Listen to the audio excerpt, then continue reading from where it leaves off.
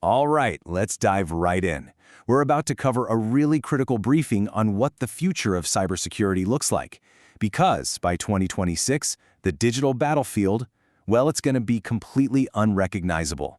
The fight itself has fundamentally changed. And this really leads to the one question that every single security leader is grappling with right now. How in the world do you defend against an invisible AI-powered army? You know, an army that never sleeps, never makes a mistake, and operates at a speed that no human team could ever hope to match. Because here's the absolute bottom line. This fight is no longer human versus human. We have officially crossed the threshold into the era of machine versus machine warfare.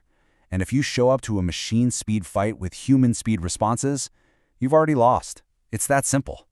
So this new reality brings us to a completely new battlefield for cybersecurity. What we're seeing is that the old playbooks, the ones built on building bigger walls and deeper moats, they're just totally obsolete now.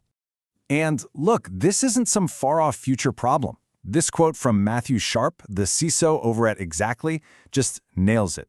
Attackers are already using AI right now. They're launching incredibly sophisticated attacks at a scale and a velocity that's just impossible for human teams to keep up with. So, what's the move? How do you even begin to respond to that? Well, this brings us to the first huge strategic shift, the AI arms race. And really, the only way forward is to fight fire with fire. That means we have to start leveraging AI as our #1 defensive weapon. To see why, let's just start with a number, 67%. Get this. According to research from Exactly, that's the amount of security work that is purely mechanical. Just think about that for a second. 2/3 of the job is just grunt work.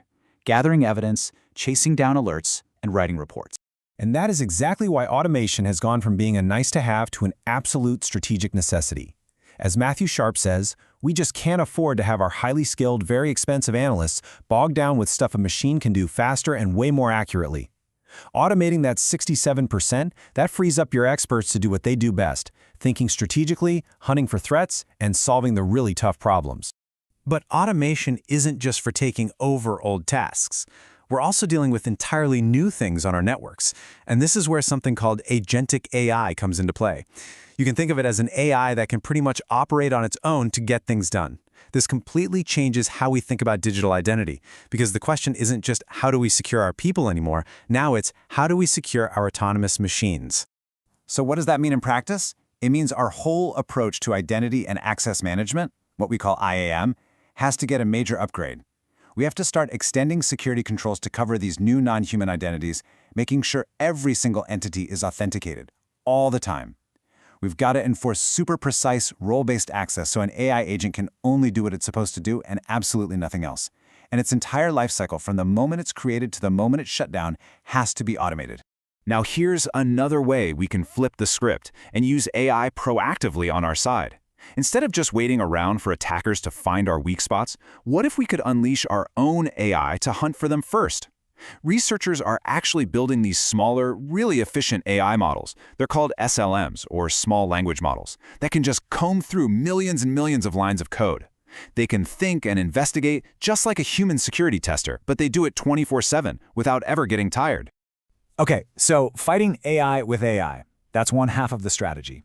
The other half is just as critical. We have to fortify the digital fortress from the inside by rethinking the absolute fundamentals of security. And that really starts with a model called Zero Trust. Now, the philosophy here is actually pretty simple, but it's incredibly powerful. Imagine a really high security nightclub. Step 1, you verify explicitly at every single door. Not just the front entrance, but the door to the main floor, the door to the VIP lounge, even the door to the bathroom. Step 2, you use least privilege access. That means your wristband only gets you into the specific areas you're allowed to be in. And step 3, the big one, you assume breach. Security is always watching inside because they operate as if a threat might already be in the building. And why is this so incredibly important right now? Well, this quote from Pablo Takir just lays it all out. The whole threat model has changed. Attackers aren't just trying to smash down the front door anymore. They're already inside, slipping through the cracks by exploiting vulnerabilities in code libraries, unsecured APIs, and just plain weak internal permissions. Zero Trust is the direct counter to that internal threat. And speaking of internal threats, let's talk about the number one entry point: email. AI has put phishing on steroids. Remember those old emails with the obvious typos from a foreign prince asking for money?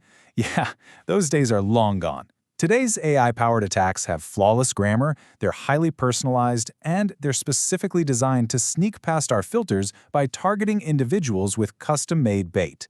This makes getting next-generation email security an absolute must. Okay, so we're hardening our defenses, we're fighting back with our own AI, but there's still this one giant security loophole that almost every organization still struggles with, even today. What is it? The answer? Untracked sensitive data. People often call it shadow data. You know, it's those copies of sensitive info that get stored in unsecured folders or forgotten databases or cloud servers with sloppy access controls. It's this massive and often totally invisible risk that's just sitting there waiting for someone to find it. So, the solution is to build a unified data governance framework. It's basically designed to close that loophole for good. This means creating one single source of truth for all your data security, standardizing how data is classified, enforcing the same strong rules everywhere, and giving you total visibility into everything. It makes sure there are no more dark corners where your most important data can hide. Okay, so let's pull all these threads together. As we look towards the future of defense, what we're really seeing is a whole new paradigm taking shape for 2026. And it's not about picking one project over another, it's about a single, cohesive, two-pronged strategy. And this dual strategy is really the heart of the 2026 paradigm. On one side, you have your proactive AI counteroffensive, where we use our own AI to hunt for threats and automate our defenses. But that's only effective if it's built on a fortified foundation of rock-solid fundamentals, like zero trust and unified data governance. One without the other is a losing battle. You need both to survive. So if you take away just one thing from all this, let it be this. Survival in this new era of cybersecurity is not about buying one new shiny tool. It requires a dual approach. You have to leverage AI as an offensive weapon, while at the same time radically hardening your fundamental defenses from the inside out. And that leaves us with one last, really fascinating question to ponder. In a world where AI defenders are constantly fighting AI attackers at machine speed, what's the new role for us, for human ingenuity? What becomes our greatest contribution to the fight? That's something to think about. Thanks for watching.